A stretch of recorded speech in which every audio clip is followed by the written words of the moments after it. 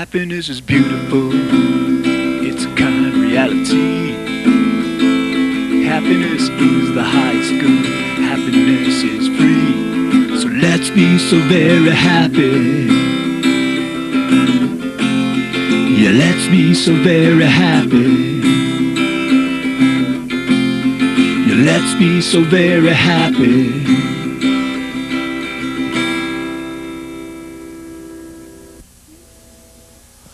Welcome to the Happiness Show. This is Lionel Ketchian, and I'm here with George Ortega, and we're here to talk about happiness, because happiness is, always has been, and always will be, the point of it all. Today we'll be talking about happiness and disagreements. And with that, George, why don't we don't have too many disagreements, if any, I would say, but they're not a bad thing. They're just part of life, I guess, right? Oh yeah, and we agree very well on what's most important to agree on. Oh yeah, but no, this show is really about disagreements, and the reason it's so important is because it mainly is about the most important relationships in our lives, and that's our family, our friends, and our coworkers. You know, because basically, you know, a lot of times, like with people that we know, acquaintances, people that we don't know too well, we're on our best behavior. You know, we kind of like try to avoid disagreements and all, but as long, you know, when we become more familiar with others, you know, our spouse, our children, our best friends, you know, that's when the potential for disagreements arises much more. So that's why it's very important to our happiness, because, you know, these other people are so important to our happiness. The thought comes to mind, the thought, familiarity breeds contempt. Do you think there's truth to that? Well, yeah, but then the other side of it is that it also breeds great happiness. You know, again, those people are perhaps the greatest threat to our happiness, but also the greatest way of becoming happier. Yeah, I think that's true of anything that's powerful. You know, a knife can be great as a tool for cutting things. You could also cut yourself, so it cuts both ways, so to speak. And I think with that being said, and you talked about the communication level with one another, I think with happiness being brought to focus, how we communicate to ourselves is probably the essential ingredient in all of this. If we're disturbed easily, we're going to be controlled by events and people. And so disagreements are an interesting subject, because as much as I think most people don't want to confront them, I think the case is, what do they really mean? How do you deal with them? How do you cope within yourself? I think those are the issues. How do you use happiness? And what does it all mean, I think, is what we need to explore. Yeah, definitely. So let's start actually with what actually is a disagreement. You know, isn't it basically just that there are different ways to understand, I guess, anything, different perspectives, and it's sometimes a matter of, sometimes there's perhaps one right answer, like 2 and 2 equals 4, and in other cases there are more than one answer. And sometimes, so any kind of disagreement is where another person and we have a different perspective, different understanding of the same situation. Yeah, and I think that most things in life, you know, if you ask 10 people the answer to something, you're not going to get 10 same answers. You'll get, you know, pretty much so many agreeing and so many disagreeing. It doesn't make one right and the other wrong, actually, either. It's just that, like, as you said, people have their own reasons, their own reasoning, and, you know, it's the way we see it. It's the way we see a thing. And that is what, I think the other problem with disagreements is that when we impose our will on the other person because they don't see it our way, or we seek to control them for not seeing it our way, I think that's where the problems actually begin.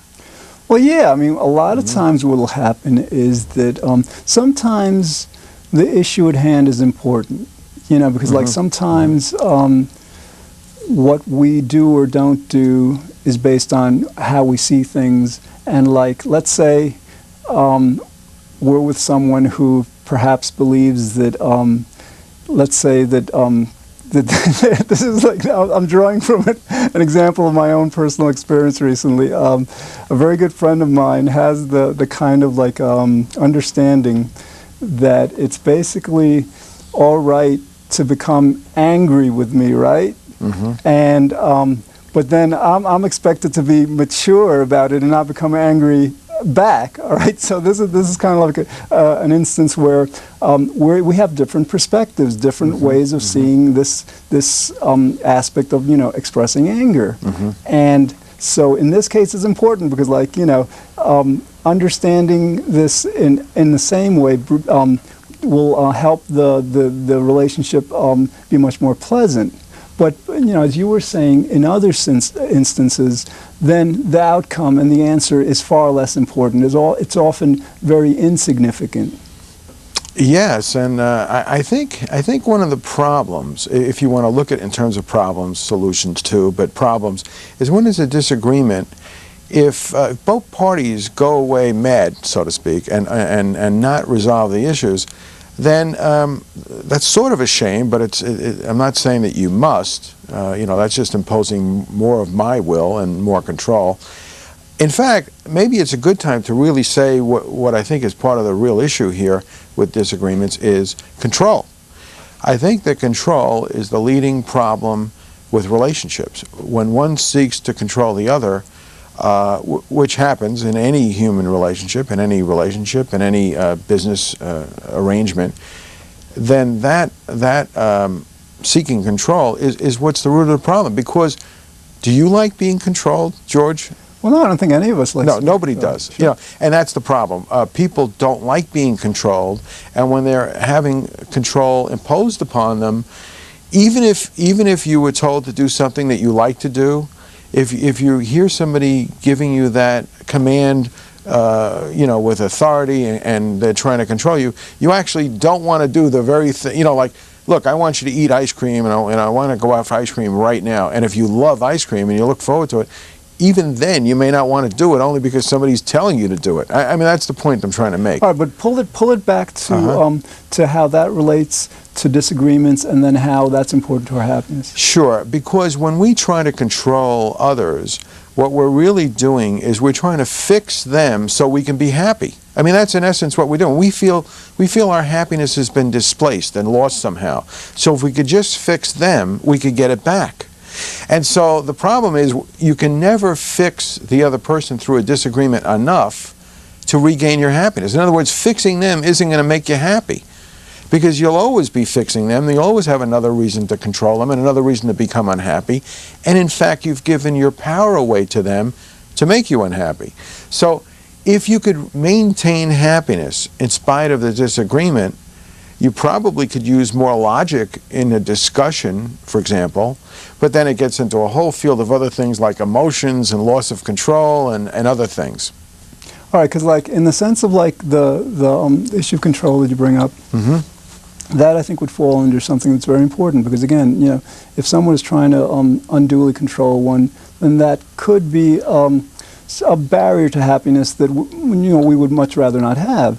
So then there would be a disagreement that needs to be addressed. It's not something that we could say, well, I'm going to remain happy and not address it and just let it be that way. So that, with these kinds of disagreements, then the key questions become, how do we disagree in the least pleasant, in the least unpleasant, in the most pleasant and beneficial manner? And so a lot of that has to do with respect. Very respect, good. I mean, for example, we might, that person who's trying to control us may in their mind be very clearly convinced that what they're trying to get us to do or not do is really in our best interest. That could be the very sincere motivation. We may feel that, let's say even if it is in that case, perhaps it's not welcome, or perhaps it's not in that case, but the idea is that we've got to respect both their reasoning and motivation for their actions as well as our own. I think you bring up an excellent point. You brought up some unbelievably important points. Respect, that people can bring up a disagreement because they're caring about the other person. And but it's still a disagreement. I mean, as you said, as we started off the show, people don't see everything the same way, and that's why you have a disagreement. I think the other thing that should be said is that having a disagreement is not a bad thing. It's just a human thing. It's part of life. There will be disagreements.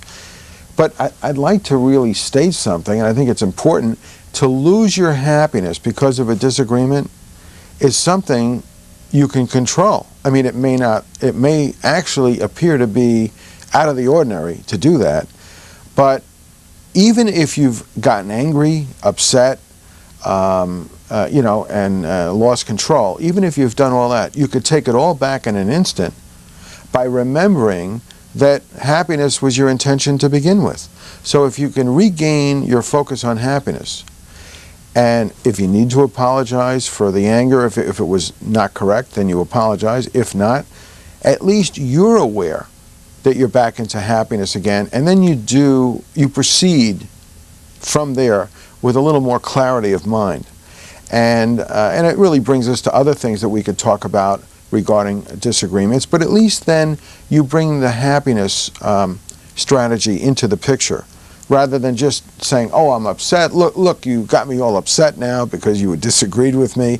And what do you do when you get upset? You lose control, you actually give away control, and you become helpless. And really the essence, I think, of this show is that while we might have the tendency to lose control and become angry, because maybe that's just the way we've responded to situations in the past, I think what we're advocating is that if we maintain our focus on happiness and realize that by our staying happy, we can discuss, explore whatever disagreement there is in a much more pleasant and more beneficial way, then we've learned how to disagree in the right way. Because again, we could really say that when two people disagree or a group of people disagree on anything, and there's like anger or fear, so any negative emotion involved, then those, in most cases, perhaps all cases, those negative emotions are just unnecessary.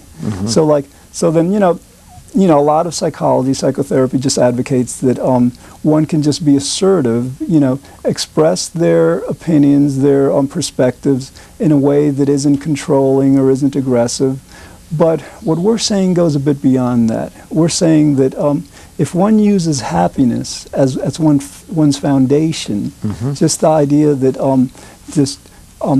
maintaining our focus on happiness enables us to address whatever situation is in a very, very peaceful and calm and deliberate, thoughtful way of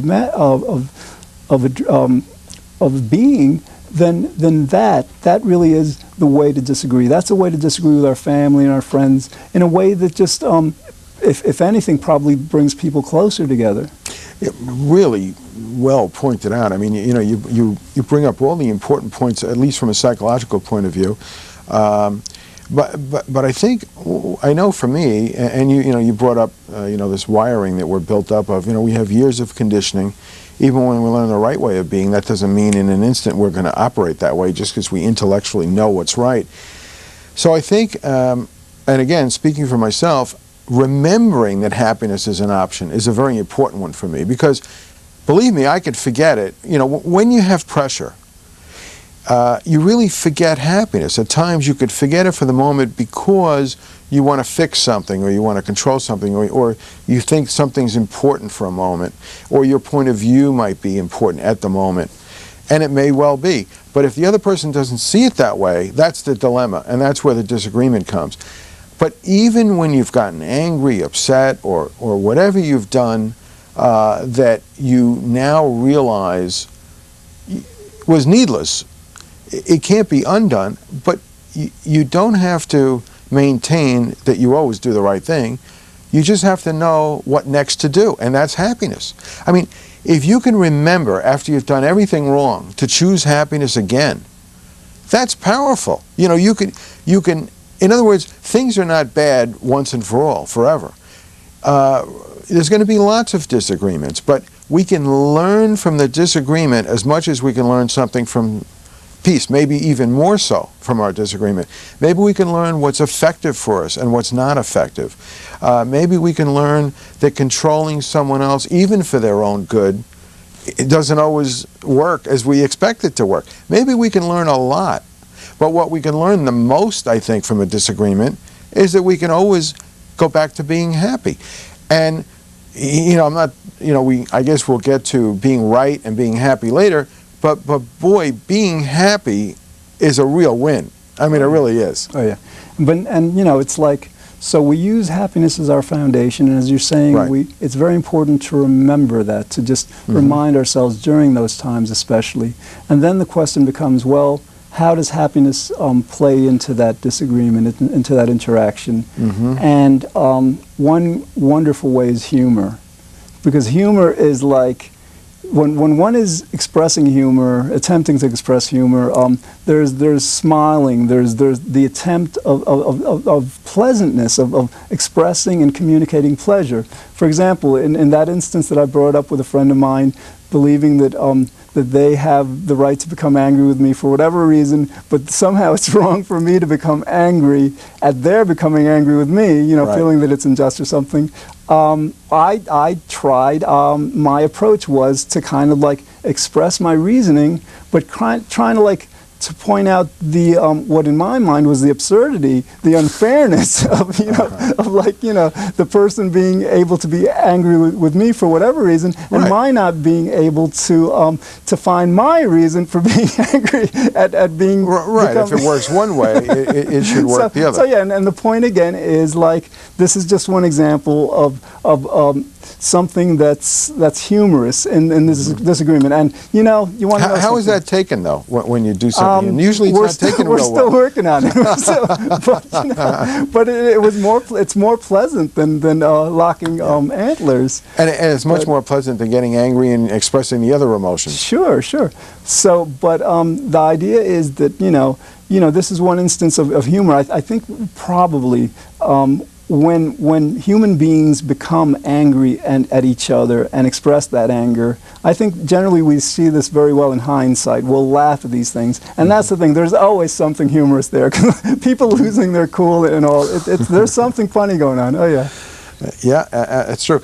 And there's another statement that goes something like, happiness is the greatest revenge. I mean, if you're happy or even laughing, people don't know how to take that, because all of a sudden they're not controlling you and you're in control of yourself. Now that's an important point.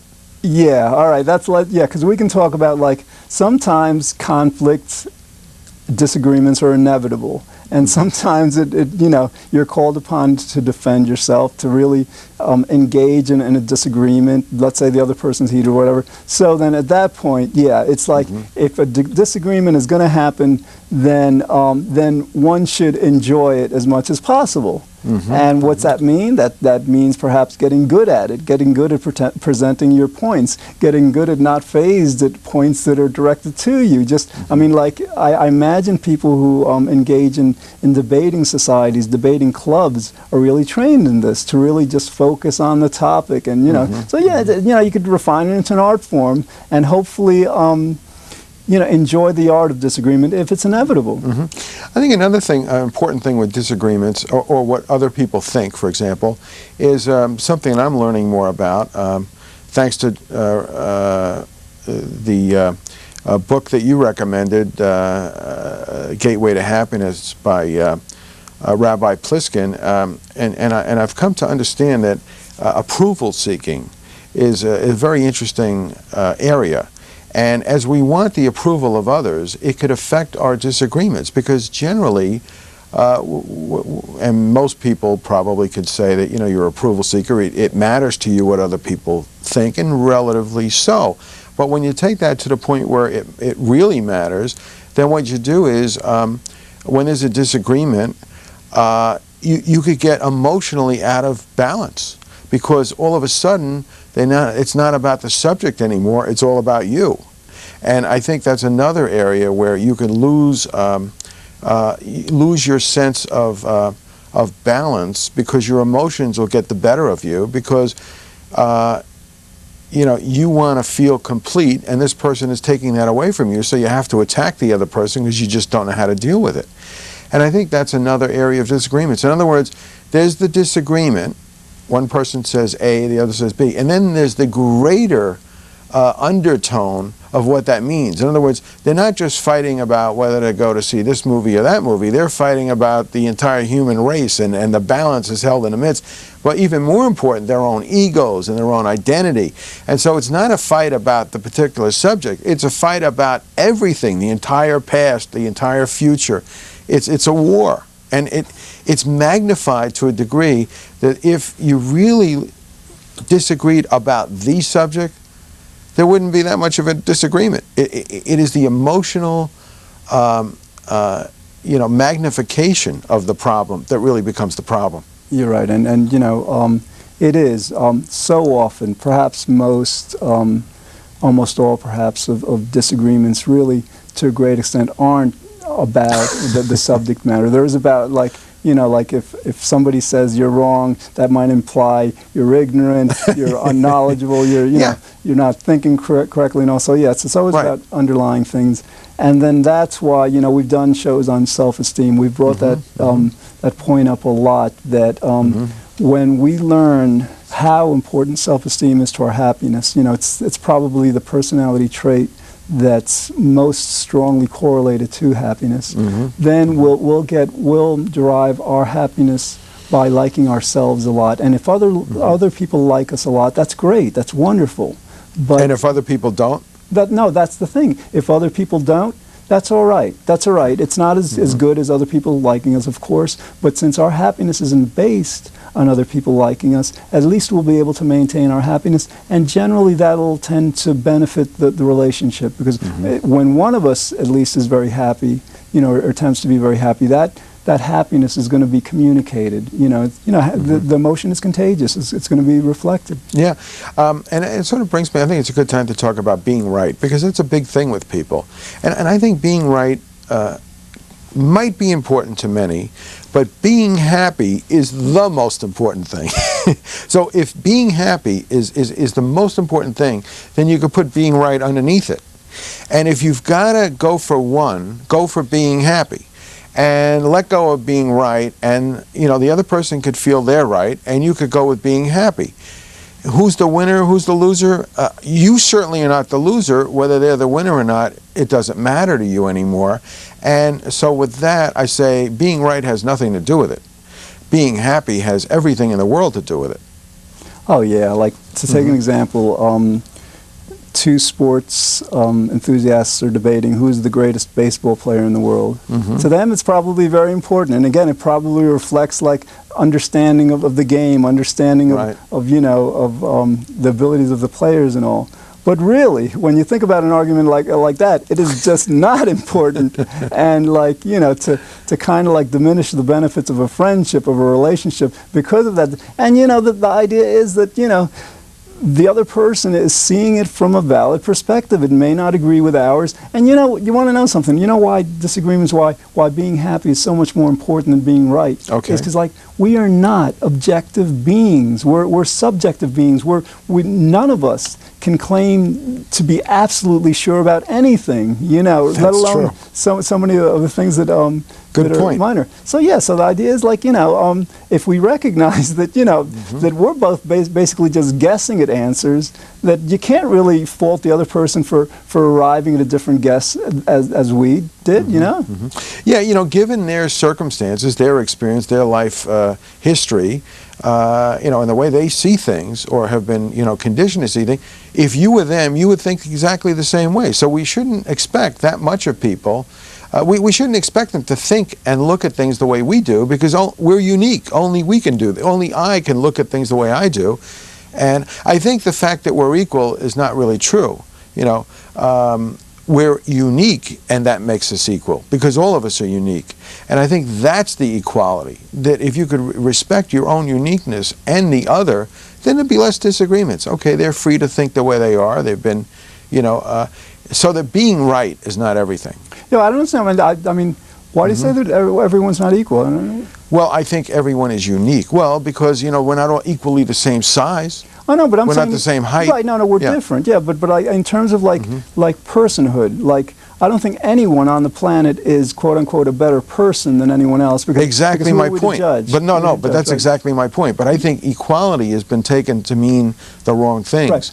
But because like we're talking about kind of like understanding that happiness is very important. But I think again we have to get back to the issue that sometimes for the benefit of our happiness, for the benefit of the happiness of others, it's important to stand our ground. Like if somebody's saying something that we believe is going to be detrimental to their happiness, to our happiness, the happiness of others, and we feel we have a better answer, a more right answer, that yes, as long as we're respecting them, as long as we're not resorting to aggressiveness and hostility in what we present, then we really have an obligation to goodness, to them and to ourselves, to really stand up for our position, our perspective. And ultimately, I think if we're religious, we recognize that that everything will happen for the best. That God's will prevail, and hopefully, the situation will go according to the best way. But the idea is to that some disagreements are very important, and that sometimes it's better to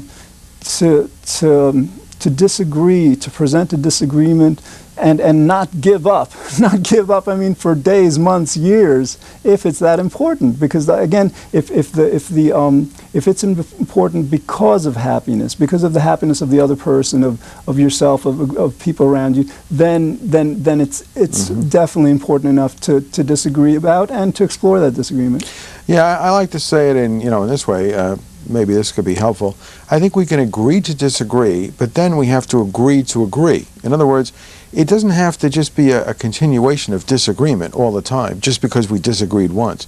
We could find common ground. We can agree to agree finally. And and people could disagree for years and enjoy it. I mean, like that's true. James Carville and his wife, they're one's a Democrat, the other's a Republican. I mean, they make a life. It's awesome. Yeah. Very true. Well, you believe that's just about all the time we have. It's amazing, but that is about all the time we have for the show today. Thanks very much for watching. In the future, we'll explore other topics designed to help us better enjoy life because, be good, think well, feel very happy, and I hope that you'll join us again next week here on The Happiness Show. Have a good week, everyone. Happiness is powerful. It's our underlying need. Happiness is why we live each day. Happiness is destiny. So let's be so very happy. Yeah, let's be so very happy. Yeah, let's be so very happy.